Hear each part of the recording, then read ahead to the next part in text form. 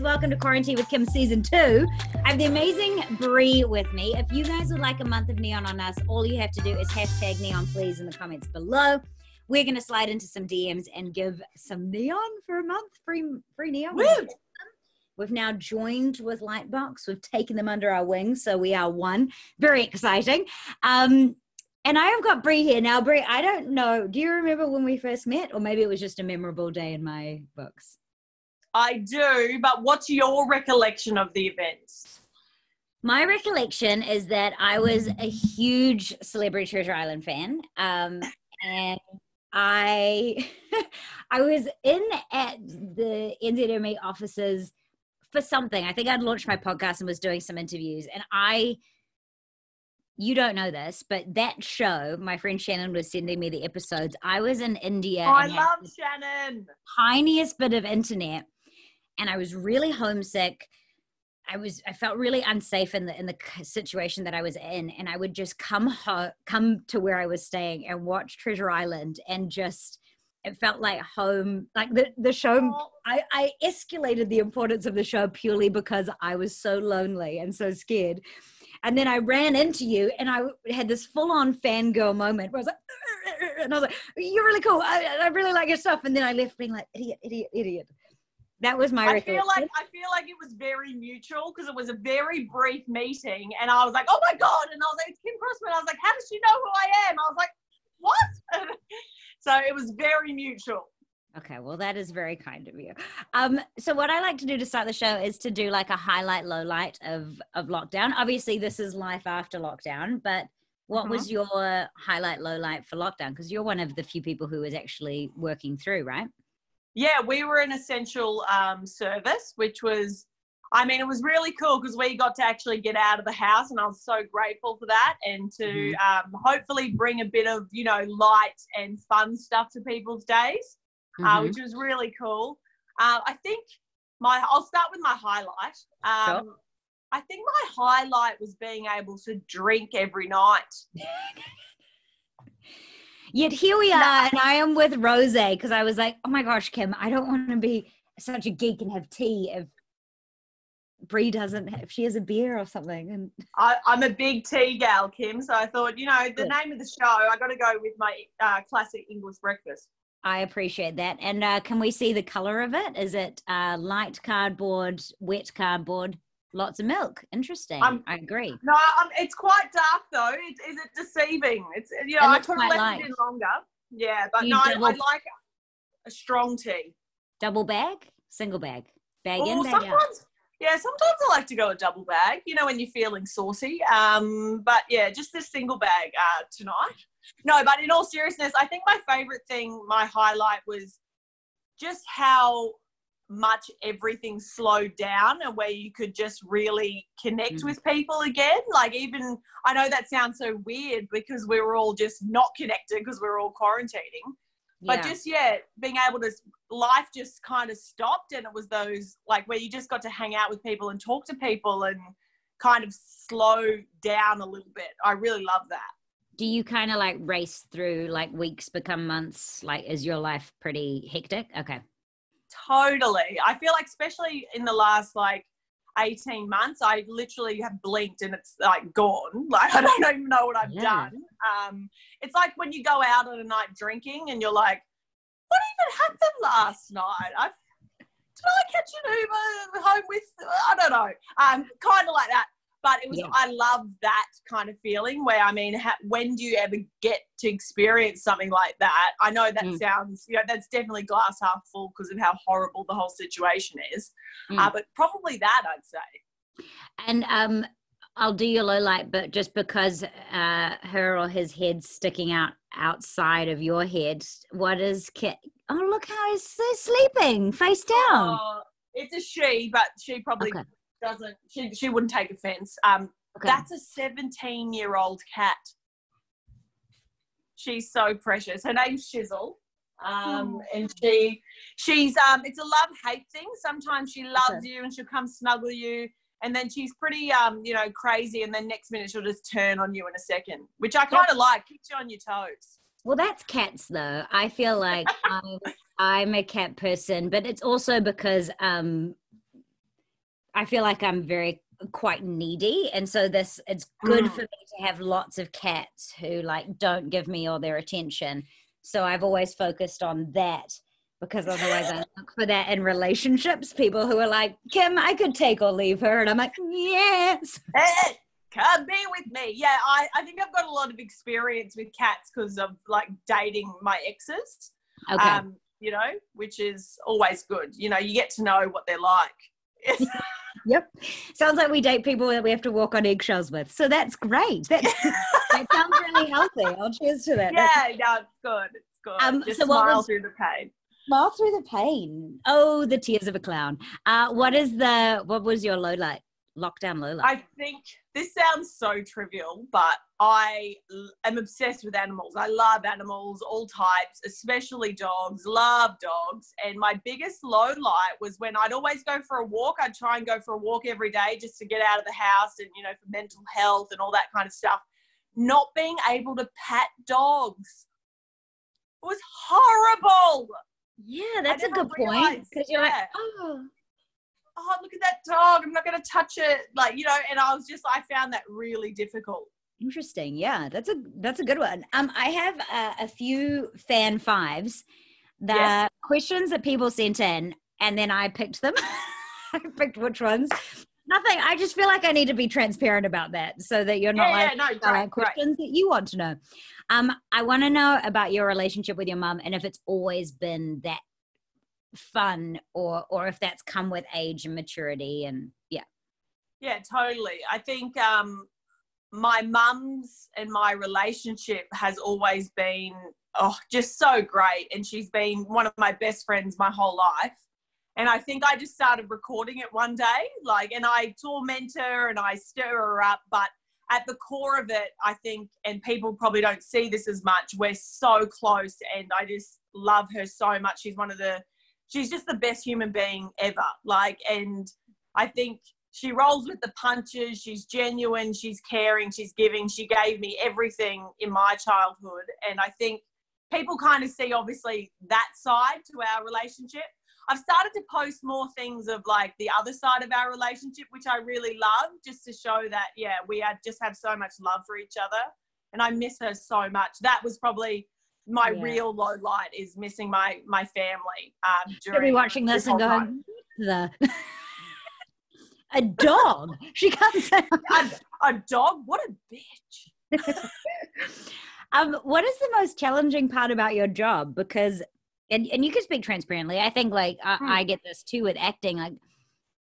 Sometimes you really feel like you have to hold your tongue to talk about anything bad about it, because obviously it is a real joy, and I know it brings you a lot of joy, but there are a lot of challenges too. So what would be something that is challenging for you?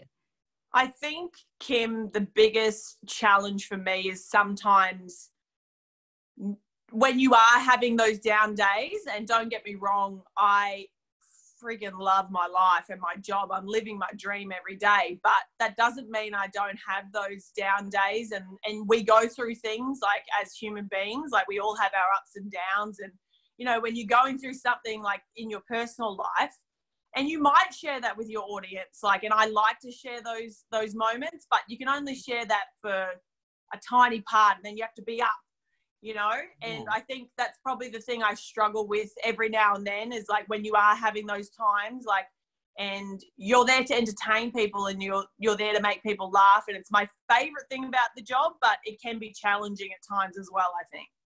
Do you ever feel, this is off topic, not on, what's on topic, but not a question, more just personally, do you ever feel like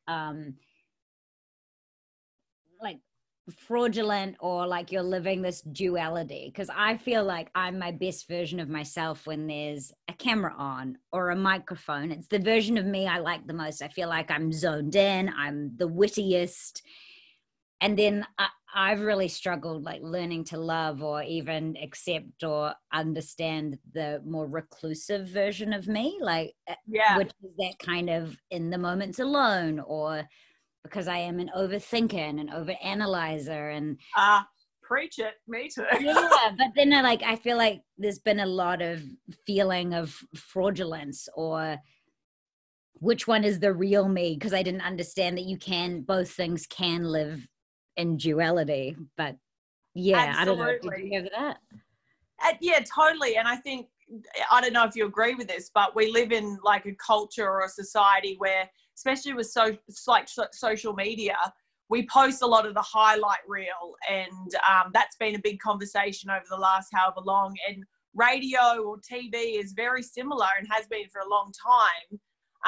And I think I try, and I'm getting better at it, to also share maybe moments that aren't so shiny and bright and fun and funny. And I think it's super important. And I really want to be that person, especially if someone might follow me who thinks that they're so different because they have those down days. I like to be that person to be like, hey, me too. Like, you're not alone. Like, you know, this is real. This is real life, you know? What is your, and speak to this as much or as little as you want to, but what is kind of your mental health? Like, where are you at? Are you all good? Have you experienced anxiety, depression, whatever? Or where are you kind of at with things? Yeah, I spoke about, it was about 6 or 7 weeks ago, Kim, and I talked about on our radio show that I was really struggling. And it's the first time that I've really talked in depth about, I've struggled with anxiety for a long time, since I was a kid. And I think that's been my biggest, and I mean, you can call it overthinking, you can call it anxiety, you can call it worrying. It's all in the same kind of realm. And I think, especially in my 20s, like, I've really tried to identify those things about me. And I'm about 6 or 7 weeks ago, I was like, hey, I need to put my hand up and say, I'm actually not doing completely okay here. And I've taken steps now to, do things for myself and just, you know, obviously identify those things, which I think is super important. Yeah, that's awesome. Did you, so I obviously got diagnosed, well, maybe not obviously, got diagnosed with depression last year. And like, I just didn't want to go see someone because I didn't want to be diagnosed, because I didn't want to have depression. I didn't want to have anxiety. It didn't fit with, like, I didn't want to deal with that. And I didn't know anyone who had depression or anxiety that was high functioning, you know, like a lot of people have the version of depression where they can't get out of bed. Whereas like my version of depression is that nothing I ever do will be good enough. And I can't let myself chill out, because in my moments alone, my voices of perfectionism or whatever, I should be doing more. I could be doing more. I could be a better sister, you know, whatever, like, and because it had never been described to me that, you know, there is that version. Yeah. There was kind of like the movie version, which is the person going through a breakup who like can't get their shit together. And so, which it's is raining and there's sad songs playing. And first of all, can I say congratulations for being so brave and having the courage to go do that, because like it's not an easy thing, especially, and I feel like you and I connect really well in terms of, I feel like we're quite similar. And I think because you've been that way for such a long time and everyone sees you as this, you know, where they're like, make me laugh, or like, you know, and you love being that version, but I think it's a lot harder sometimes maybe to realize that about yourself, that you're like, wait, I am also this version as well, you know? Yeah. And so I wondered if a lot of that was attached to ego. It was like, I felt like people needed me to be the clown, and that if I showed them a vulnerable side, that I would be letting them down in some way. And that was kind of my narrative for a really long time of like, you know, I'm this happy, positive person. How can I then say I'm depressed? Like, that feels like I'm right. Like, that feels not okay as well. And I guess the kind of turning point was someone saying to me, like, when people are vulnerable with me, that makes me lean in, and I'm far more receptive to people who are willing to go there. Yet this idea that no one would like me if I showed that, was really, I'm just robbing them of that experience to know me at a deeper level. But I think part of it was just, I didn't really want to get to know that side of myself, because I was like, oh, I'm a burden, or whatever that was, that narrative. Yeah. Yeah. Totally. And it's a really hard thing to kind of come to terms with and accept. And it's something that I think I also, and still I work on it every day. Like, you're never going to get to a point where you're like, oh, I'm healed. Like, it's not like that. Oh, I thought it was. I thought it was. Yeah, I was like, right? I'll do a podcast and I'll get all the answers. Like, literally while it's recording, someone's like, nah, mate, it's a lifer. And I was like, sorry, what? Yeah, right? What? Yeah, totally. And that's something that's also like daunting to be like, oh, wait, okay, right. This is a thing where you manage it and it's a part of you, you know? And it's definitely a journey. Totally. I love how I got so off track, but for the perfect reasons. Do you sleep in? Yes. No, that's a good thing. I just always wondered, like, if you're so jazzy and you finish work around 7-ish at nighttime, you must be up here. You must be late, but then I didn't want to assume. No, that's fine. Assume all you want and then we can discuss. I am such a night owl, always have been. Even when I was doing breakfast radio, I'd be like, oh, it's 11, probably should go to bed. I'm such a night owl, and I do have the luxury with the job that I have at the moment. I mean, I sleep in, I'm going to say, 8:30, sometimes 9, like this morning, if it's raining. Yeah, I think I don't force myself to get up. I do force myself when I'm like, okay, I need to exercise and do those kind of things, and they're the days where I'll be like, I'll get up early on those days, but it's not going to be every day, So I think you treat yourself every now and then. I love it. What about you? Do you sleep in? No, I get up at 4. You know what? I didn't even have to ask you the question. I was assuming that would be the answer.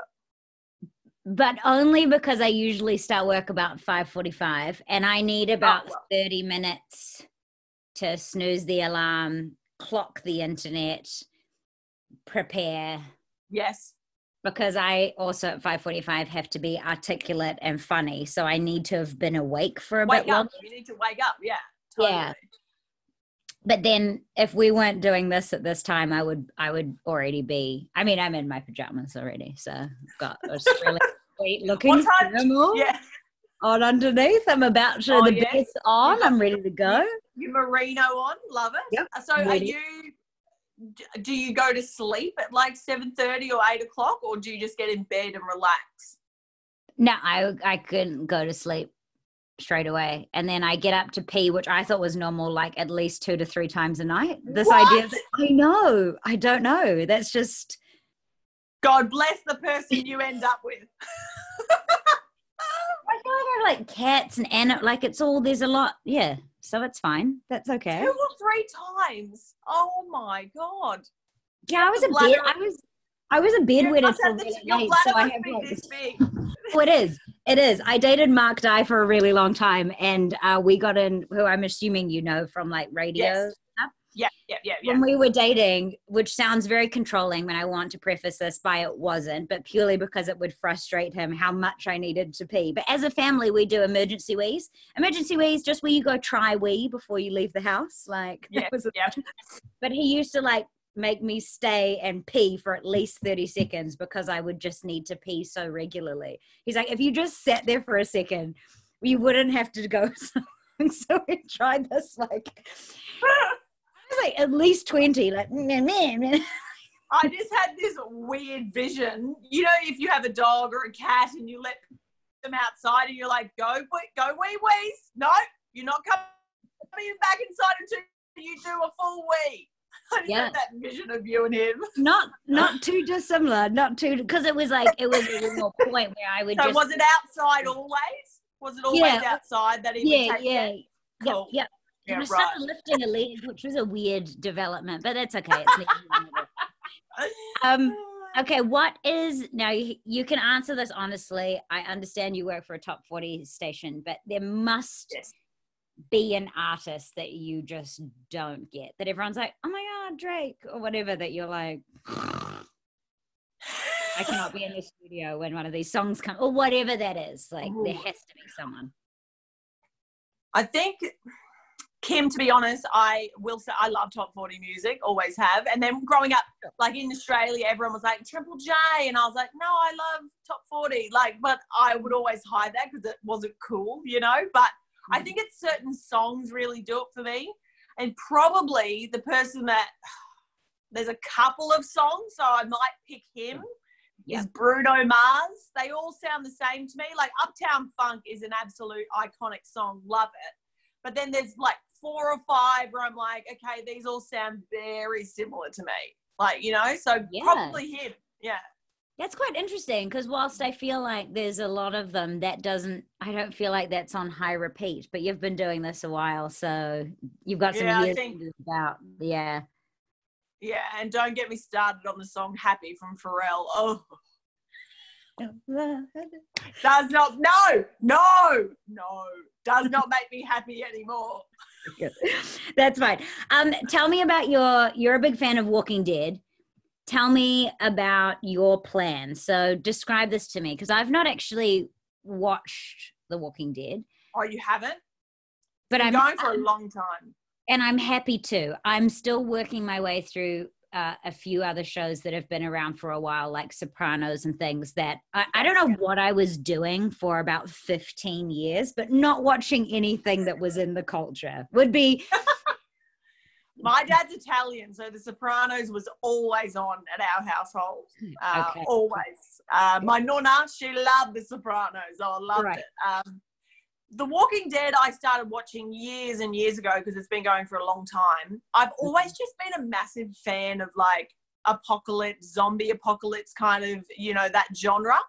And I think from watching it, I always have in my head, I'm like, right, I need a plan. I know this sounds so ridiculous and crazy, but I'm always like, right, if something like this goes down, and I mean, we've just lived through a pandemic, so hello, who's the dumb one now? I need to have a plan in place. So my plan would be, I've thought about this, I'd need to find a cop station or maybe a gun shop where I would try and get, you know, maybe some weapons or whatever, because that's what they do in The Walking Dead. And then I'd get that, and then I'd probably try and find an RV shop. And I would try and get like the best high-tech, you know, Winnebago that I could. Load up all my stuff in there, and then I would head to a grocery store and I'd look for all the canned goods. That's what I'd be searching for, non-perishables, you know, the canned stuff that can last a long time, keep me going for a bit.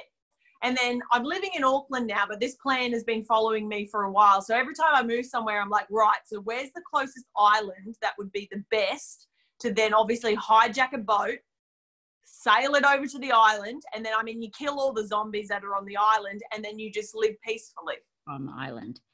A couple of follow-up questions. Do you currently have any kind of survival kit, like a big 4-liter water, some canned foods in a bag? Have you got that under the bed? I did during lockdown, but I ate it all. Okay, so you might want to restock that. I need to replenish that. I do have a battery powered radio and one of those torches that last forever. They're my 2 go-tos.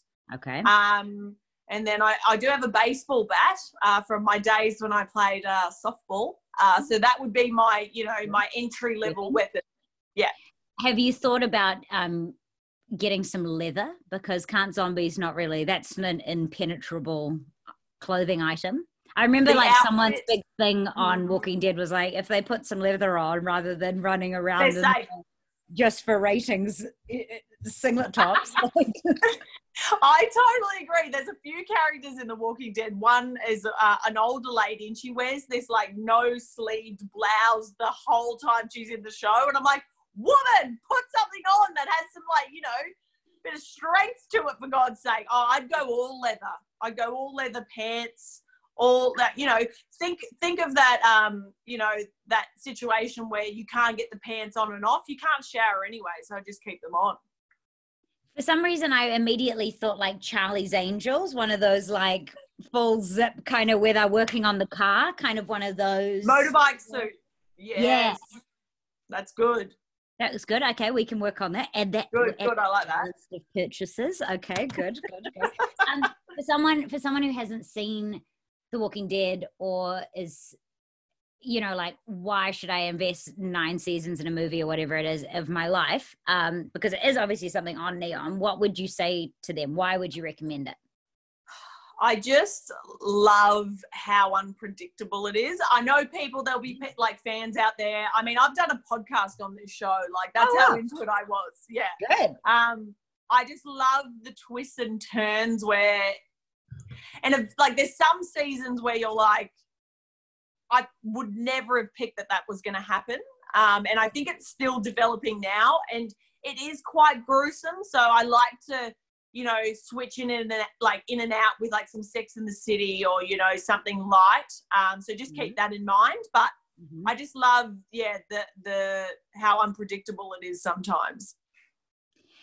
And what was this podcast? Was it like after The Walking Dead kind of like an episode analysis?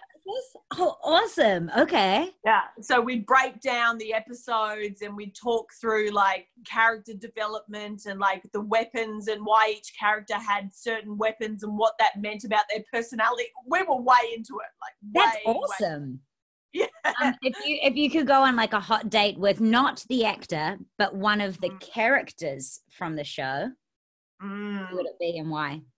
Oh, I can remove the word hot because that, like, maybe it's like you want to have a really good yarn with someone, or maybe it isn't. Maybe it's like, I could care less about the combo. I just want to be thrown around a room. Like, I don't know, whatever it is. I mean, you got to go for the main character, as annoying as he can be sometimes. Rick Grimes, I mean, what a badass MC. Like, he's survived the whole thing. He can do it all. Like, so it's got to be the main character, Rick Grimes, I think. Okay, I like that. Okay, good. I have a game that I made up. It's called Bite Size Bits with Bree. Now, given that you ask so many questions on your show and don't get a lot thrown back at you, these are quick fire. Really,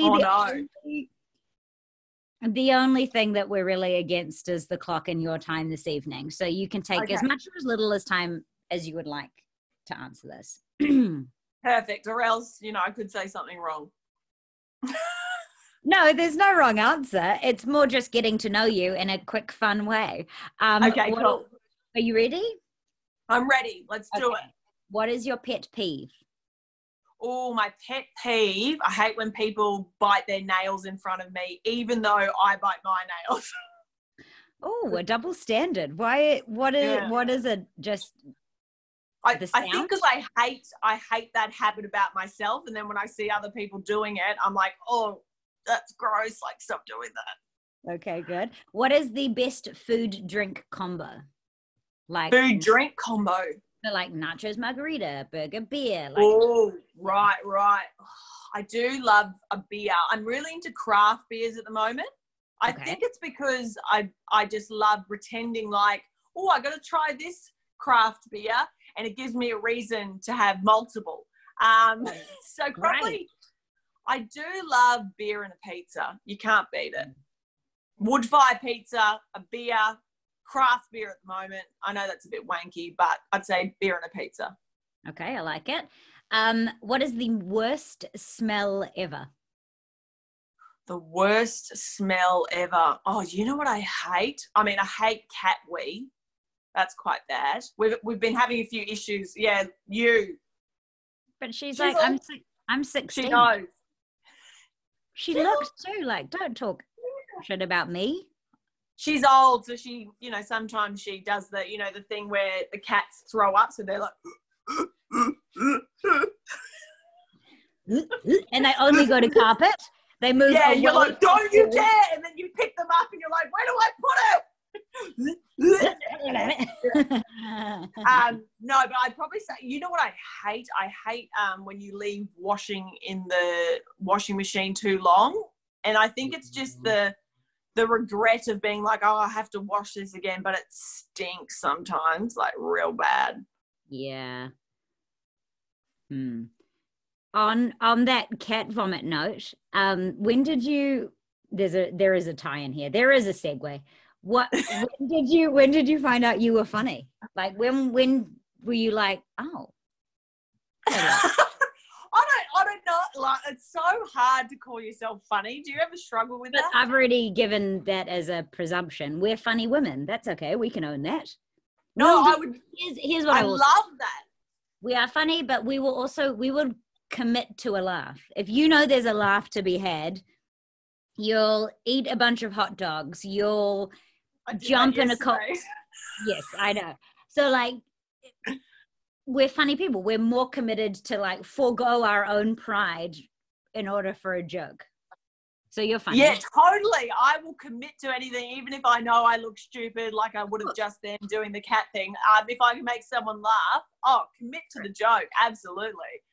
I think I've always been, like you said before, the class clown, the person. It brings me so much joy to like see other people having a laugh or a smile out of something stupid that I'm doing. So I reckon, like, since I can remember, like my earliest memory, I've always been like that my whole life.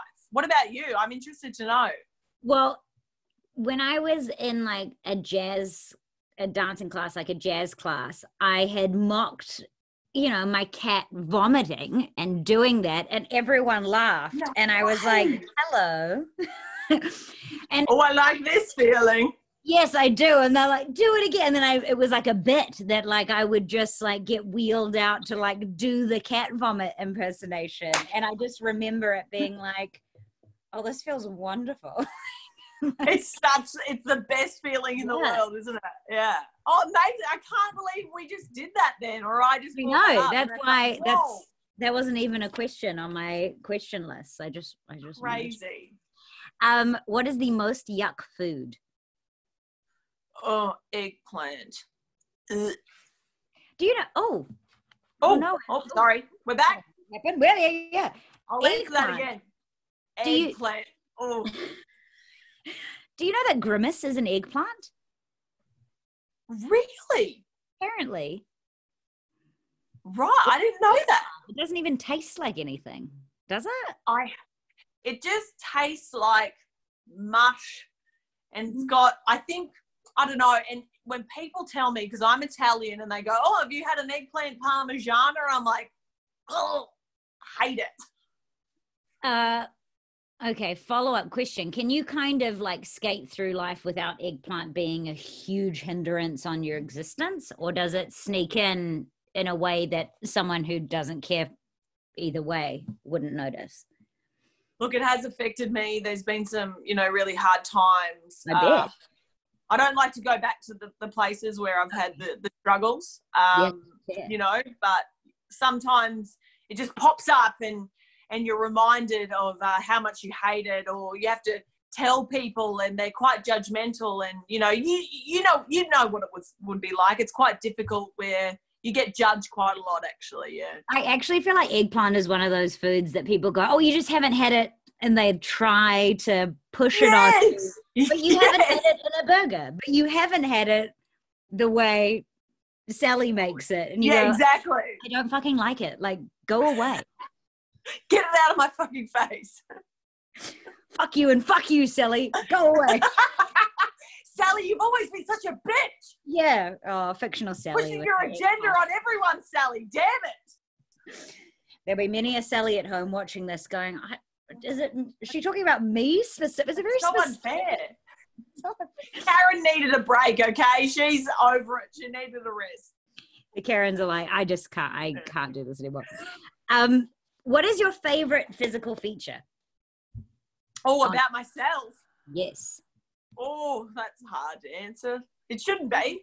I'd probably say I don't mind my dimples because they make me different, I think. Yeah, something it is a facial deformity, but I've learned to like it because it's different. Yeah. What's yours? I want to know what yours is.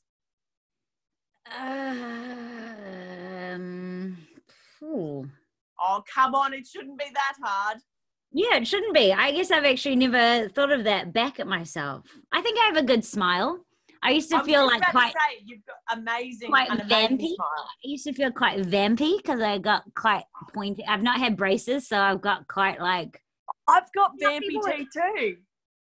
Yeah, I haven't had braces either. Oh my god, we're like the same person. Have you had fillings? Oh my god, I went to the dentist last week, Oh. And I had to get a filling. So the only time I've ever had to get fillings, I lived in America for a couple of years and I'd never had a filling, came back and they were like, you had to have like 3 fillings, and I was devastated about it. Anyway, I got a filling, 2 fillings actually replaced last week. And I went in the morning at like 10:30 and I was like, it'll be fine, not a big deal. And then I got in the car on my like way to do a radio show, and the whole like part of my face, I couldn't talk, and it was just not ideal. Hey, Bree, could you really articulately back in the song by Katy Perry and throw to another one? Really articulately? That would be awesome. Thank you. If people didn't think I was a drunk beforehand after last week's show, they definitely were like, how many tequilas has she had? Slurry, isn't she? Yeah. She's kind of... what about your most attractive quality in other people? And that doesn't have to be physical. It could be kind of anything that you're like, yeah, got it. That's an easy one for me. Most attractive quality in other people is people who are loyal. I love people who are loyal. I think it says so much more about them as a person. And I think sometimes can be quite rare. Like hard to like, everyone would consider themselves loyal upon meeting them, right? Like no one identifies as like, look, I'm a fucking flake. Like no one. Yeah, right. And it's a hard thing to kind of come to terms with too. Like people don't realize that they might be a little bit, flaky or whatever. But I think, yeah, people who are like really loyal, I just love them to death. I think I found my answer upon reflecting about something yesterday, that I think what I'm initially attracted to in people is someone who's all in on something, because I'm quite a curious conversationalist. That if someone's like, I'm an expert on bees and know everything about bees, I'm like, I know nothing about bees. Tell me everything. Well, like if I look through like people I've dated, they're like really all in, whether it's like a sport or a topic. Yeah. Because I feel like I'm pulled in all directions, where you could go, hey, did you know about wine? And I go, oh my gosh, I don't know anything about wine. Tell me. Yeah. So I'm like, oh my gosh, you've dedicated all this time to this one thing. Admirable. So cool. What's your thing? Do you have a thing where you're like an expert on it? Look how red I am. I'm so flush. It's the rosé. It might be, yeah. I'm very drunk. Here she is calling out Bree for slurring on the radio. Drunk again. What am I? No, I think I'm just all in on like open. I love being wrong, which is a really weird thing. Whoa, that's so unusual. Tell me more. Like I love being wrong in the sense of having an assumption about anything, and then being proven wrong is a really exciting, humbling thing for me. That's so interesting. I've never heard anyone say that before. Yeah. So like whatever that might be, like take masks, for example, pre-2020, before we're all endowed with all this information. I always thought masks were like a sense of entitlement of everyone else is dirty and you're not. And it wasn't until kind of like going to Japan and understanding that it's actually, it's a way of selflessness, meaning that you're not feeling great and you would hate to impose yourself on others. And like that is a very small example, but that kind of idea that I'm like, oh, this item, which I thought had all of this meaning, is literally the opposite of what I thought it was. And now I go like, how generous, like that. So it's, I guess totally, like especially when you've thought something for so long and then you learn something different and you're like, whoa, my mind is just like it actually blown. Like did you see that thing last week or 2 weeks ago? I learned that the bread tags, this is so different, but the bread tags, they're all different colors based on when they're baked. I didn't know that, and I should have messaged you, because I was like, I need to screenshot what the red one was, because everything I seem to get from Baker's Delight is red, which means... They're all different though. All the companies are all different. I looked into it, I researched it because I wanted to learn more. But yeah. Well, how about this? Different. Sing me the lyrics of under... I can't say the words because I want you to... Before row your boat. row your boat. But before that, under the down by. I don't know that part. Have I lived a lie my whole life? Like, what's going Don't know it. Under, okay, I'll do what I thought it was. Under the bamboo bushes down by the sea, do true love from me, my darling, true love from when we get married or raise a family with 16 children, all in a row. The intro to row your boat. No, I just learned that there's an intro to row your boat. Oh, well, my whole bit is ruined. That's fine. Anyway, in conclusion, what I learned today, another moment that I was wrong, I thought it was under the bamboo bushes down by the sea. Apparently it's not. It's under some other bush down under the trees, which makes a lot more sense. What bush? Specify the bush. I don't, now I can't remember it. Oh, damn. Anyway. Yours sounds better anyway, I think. Thanks. Just go with that, I think. If you ever want to know anything about apples, I'm your gal, because my dad's an apple orchardist. I know everything. What's your go-to apple? My go-to apple these days, I think, very good variety because it keeps quite a long time. It's a bit tarty, and it's kind of like a gala mixed with a pink lady. So I'm going to go with the Jazz. Interesting. Okay. Good apple. Okay. Quite hard to grow though, that variety. What makes it, why is it difficult? I don't know. My dad said there's certain types of varieties that are harder to grow, like the Sundowner, the Jazz, whereas like other varieties just pretty much grow themselves, like the Granny Smith, which is why it's such a classic and has been around for such a long. Don't get me started because I won't stop. I'm happy to get started. I'll give you one fact. You know how people say, oh, this is a bad apple, and people say that when it's flowery, like soft, flowery. Or when they're talking about the police and they say there's just a few bad apples. Yeah, right. You know, there's no such thing in terms of the fruit as a bad apple. It just means that fruit that you're eating when it's flowery is probably about 9 months old. They literally keep them in a cold room for months and months and months. And when it's soft like that, it's because it's from last year's season.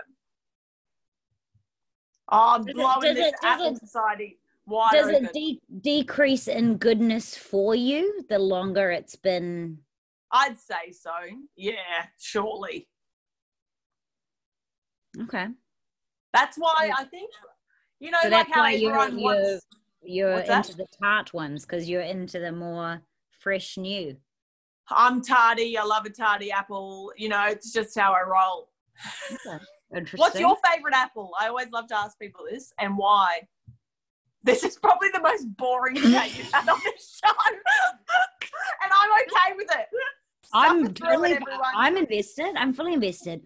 I'm not a big apple eater, and I think it was because my mum eats an apple a day. My mum also eats apples from the top down, which is not... I had this big theory when I was a child that my mum was one of the aliens from The Simpsons that unzips from the... those things, because she does like a couple of things that are a bit off, and one of them is that eats apples from the top down. Not what is she doing? Exactly. But I remember just being in the back seat of a car going, all right, sure. More evidence. I love that you were conspiring against your mum that she was an alien. No, she's just like real perfect. And I was like, something's not right about this woman. Something's not right. An alien. Here's a question for you. If you had to pick one celebrity that you wouldn't be surprised if it came out that they were an alien, who would it be? My gut obviously went to someone like Tom Cruise or someone who's trying to like push the culture in a weird way. Too obvious though, isn't it? Yeah, it would be like someone who's... They can't be at the very top because it's too obvious. It needs to be like someone like lying under the radar a bit. Yeah, but needs to have a lot of influence. For some reason I feel Sia, but only because she kept herself hidden for so long. Maybe. I see that, so to speak. Like, and also Chandelier was in the atmosphere for far too long. Everyone was over it, yet it still played. So, like, how did she do it? We'll never know. Yeah, I can totally see that. Totally. Who would you say? I mean, my obvious pick would be someone like Oprah. Just because she's just too great, you know, like, and kicking too many goals, and like she's Oprah. She's amazing. And I feel like if I found out she was an alien, I'd be like, that makes sense. Sure. Or someone like Miley Cyrus, just because she's a bit, you know, off the wall, which I love that about her. Good. I like that. I'm taking a lot of your time, but lastly, the last one I wanted to ask you is the last time you spewed and why? Oh, God. The last time I spewed, I want to say it was about a month and a half to 2 months ago. Okay. Ish. We were out of lockdown. And anyway, my old boss invited me over to his house to have dinner with him and his wife, me and my partner. So we went over there and we had too many lemonades, and on the Uber home, I held it all the way till we got home, and then I made it just in time to the curb. Is that ladylike? Did I describe it ladylike? Yeah. Was that one and done, or were you sick for quite some time? One and done. That was it. And do you cry when you vomit, or are you pretty like you can just have a chunder and get back to it? I love that word, chunder. I think vomiting was one of my biggest fears growing up. I was so terrified. You too? I was terrified of it. Like, and I feel like it's quite like full on for your body, because like your body's literally like, you know, all over the shop. So I literally will try not to vomit until the last minute because I just hate it so much. One story sticks in my head. When I was younger, my sister had the vomits and I was so terrified of getting it. And I was like, no. Anyway, I thought I hadn't got it and I ate a whole punnet of strawberries because that was me as a kid. And I went to bed and I just remember waking up and just like full cat mode, like, and it was just strawberries. And I remember my dad, this is full dad mode, just cupping his hands like this and dragging me to the bathroom. And it was just the worst memory of my whole life. It's terrible. Can you eat strawberries now, or does a strawberry not go in your mouth without a little quick flick back? Nah, I'm over it. Got over it. Back on the strawberries. Yeah, why not? Do you have a food that you're like, or a drink that you're like, nope? When I was younger, I ruined, there's multiple drinks. Take your pick, tequila, Jaeger. Yeah. You know, Jaeger's probably the one that stands out to me. Like those damn, like, vodka Red Bulls. Very radio, isn't it? For some reason, Jaeger is very radio. Oh, but also it's just like, terrible. Like, who came up with this plan to put Red Bull with this licorice, like, thick black stuff? Like, who's doing that? Stop it. No. What about you? What's your drink that you're just like, no go? I'm kind of new-ish to alcohol, so I don't necessarily have a drink as such that causes that reaction, but well, I have a lot. Yeah. Maybe mimosas. I tried to brunch about a year ago, which in LA they do this. You get a wristband and they just keep filling up your glass for the 2.5 hours. Yeah. I got into a really serious conversation about organized religion and didn't quite know how much time I had spent, and somehow tried to bird home by just taking photos on my phone rather than scanning, like thought I was scanning. So I had to walk home, obviously. So I like woke up with all these like things. This was also about like 11:30 in the day. I couldn't even make it to the bathroom to spew that I just had a trash bag, not pulled fully in suffocation mode, but I couldn't even bend down and was just like, and just hated my, like basically just sat on a couch with a bag kind of here, filling a trash bag. It was foul. Yeah, maybe it would be. It would definitely be. You should put this on your resume. I think people would like that. I think it shows, character and diversity and just, strength. I think it is. Innovativeness, just all those things. It is creative. Okay, I'm come to the end of my show where what we do is we get you to do a cheers. So you get to do a toast to someone with your English breakfast tea. Yes. While you think about who that was, I will remind everyone, if they've persisted through our Apple chat and my flash that they can hashtag Neon Please anytime that this show is up. We're going to slide into some DMs if you want a month of Neon on us. You are an absolute joy. Who would you like to do your toast to? God, there's so many people. Can I do two? Yep. First of all, I just want to give a toast to all of the people that were essential workers throughout lockdown. I know probably everyone's done this. My partner's a nurse. I see the stuff that you guys deal with every day, and you're just the most incredibly selfless, amazing human beings. And I just want to give a shout out to all those people. You know who you are. Okay. Cheers to those guys. Cheers. You guys are amazing. And a cheers to my mum, just because I love her and I miss her so much, and just for being someone who has never made me feel like it was wrong to be exactly who I was. So I just want to give a shout out to her because I miss her very much, and she's the best. So shout out to Mum. What's your mum's name? Di. Mama Di. Cheers, Mama Di.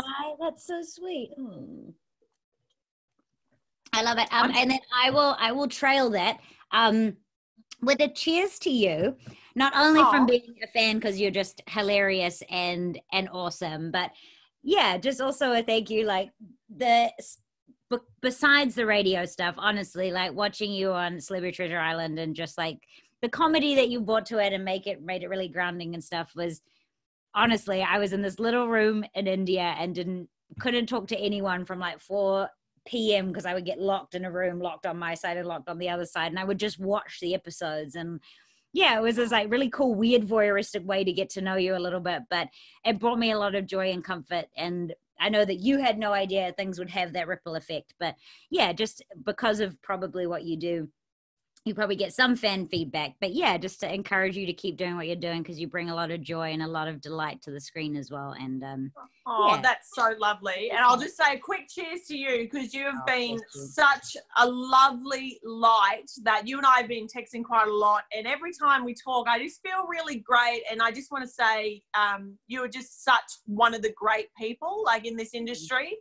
And I just want to thank you for being so welcoming and supportive of me. And I love women in this industry that support each other. And I think we should do it more. And we should catch up for a real drink soon. We'll do this in real life. Well, cheers to you. Cheers to me. Thank you. Appreciate it. Thanks for having me. No worries. Okay, I'll say bye to you guys. Bye, guys. Thank you so much. Love you so much. Remember, hashtag Neon Please in the comments. Mwah, mwah, mwah, mwah. Bye.